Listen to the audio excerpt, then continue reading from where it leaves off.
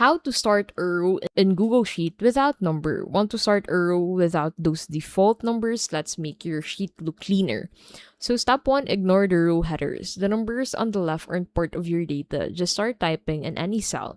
Create custom labels. Insert your own column and type Roman numerals, letters, or custom names instead of numbers. And then step 3, click on File at the top left, select Print, and in here, you'd basically find the numbers hidden that were previously found on your sheets. So that is how to start a row in Google Sheet without number.